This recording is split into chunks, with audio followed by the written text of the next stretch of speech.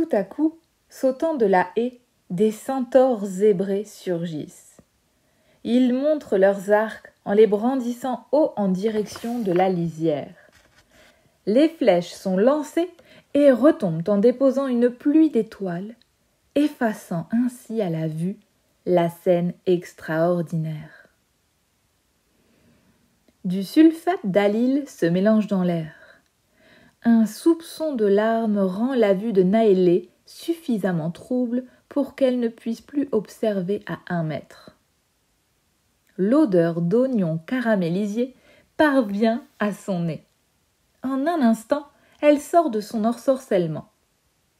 Le cœur battant à 1000 vibrations, apeurée, secouée, elle enfile son bonnet de laine pour se cacher et tenter de retrouver ses esprits. Ne touchant mot de ses visions, ensemble, ils dégustent autour d'une table le festin réalisé par les mains connaisseuses de Sodalite.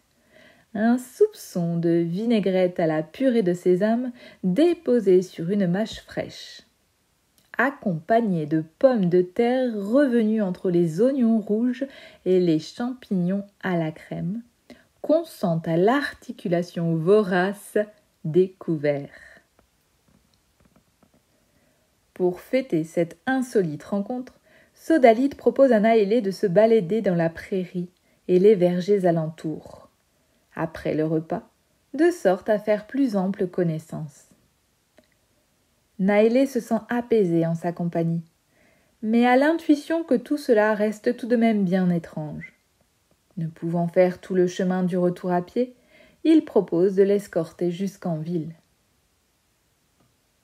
De retour à la maisonnette, songeuse, Naélé s'installe dans le sofa du salon en écoutant un morceau de musique qui la transporte. Elle songe au monde imaginaire qu'elle a côtoyé intensément ces dernières heures et s'interroge sur le pourquoi de ces événements dans sa vie. Elle réalise que tous ces gens, toutes ces sensations existent réellement. Finalement, est-il possible d'avoir une place de rêve et de féerie au fond de soi ? Est-il possible d'exister à travers la beauté de l'imaginaire, l'envie de nature et la solidarité?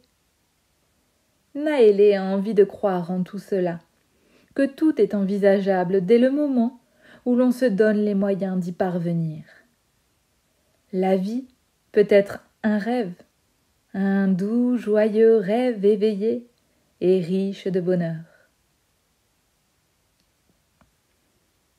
Nalassi et Niani entrent dans la pièce, curieuses de l'absence imprévue de Naélé.